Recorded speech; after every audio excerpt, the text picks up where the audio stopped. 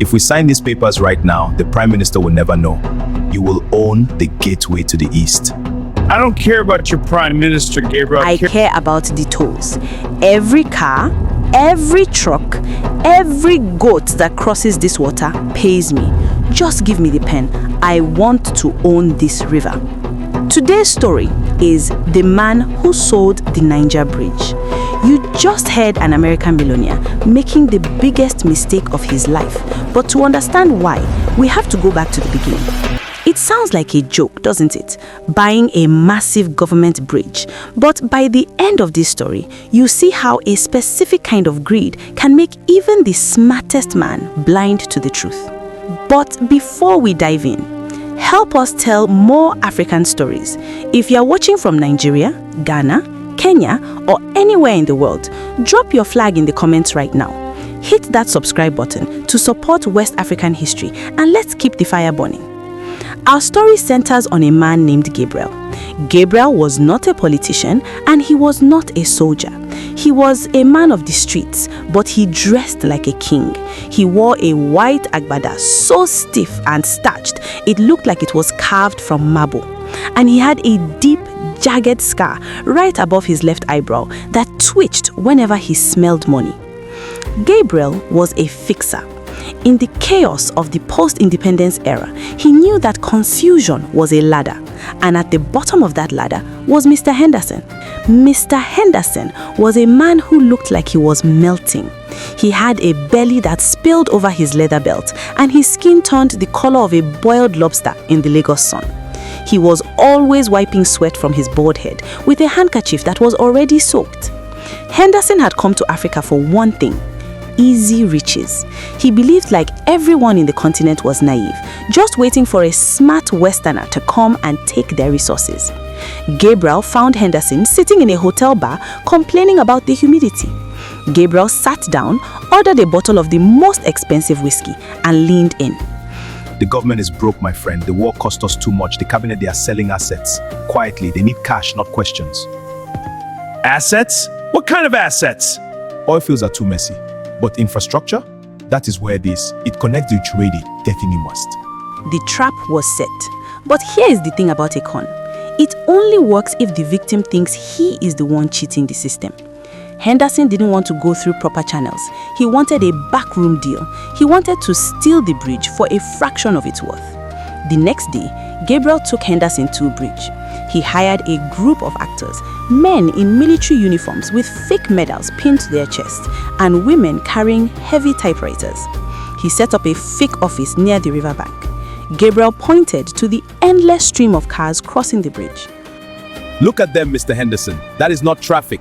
That is your bank account flowing by. Henderson watched the cars. He did the math in his head. If he charged just a penny for every wheel, he would be richer than God in a year. He turned to Gabriel. How much? For you, $300,000 in cash. No checks, no trails. Henderson laughed. It was a steal. The bridge cost millions to build. He thought Gabriel was a fool. He thought the government was desperate. He rushed back to his hotel, emptied his safe, and stuffed a leather duffel bag with bundles of notes. They met in the fake office. The general, a tall man with a fake beard that looked like it might fall off if he sneezed, stamped a piece of paper. It had a big golden seal on it. It looked official. It looked powerful. I really hate this woman. Why did I even marry her? She's going to beg me for forgiveness when I come home with this deed. Gabriel smiled. It was a terrifying smile. The bridge is yours, sir. Effective immediately.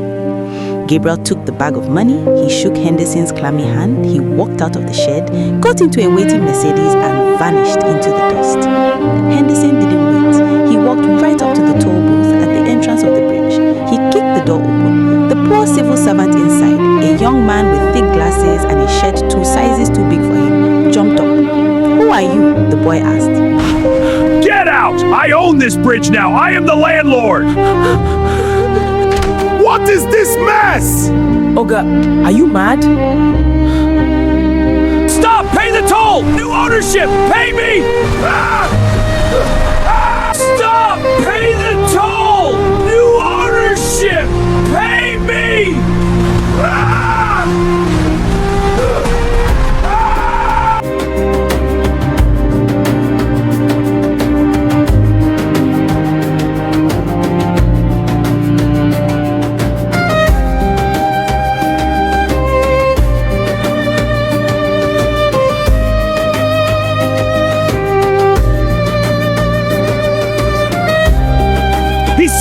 me!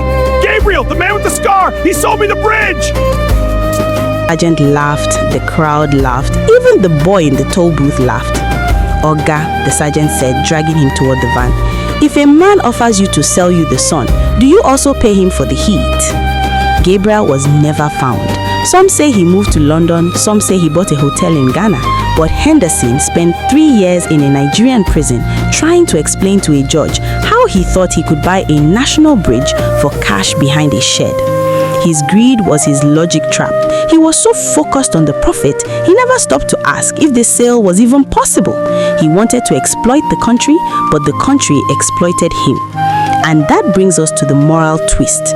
We don't feel bad for Henderson. In fact, we cheer for Gabriel, because in the street, there is a fine line between a criminal and a hero. Gabriel didn't just steal money, he taxed a greedy man's arrogance. As our elders say, the greedy man who tries to swallow a pestle must sleep standing up.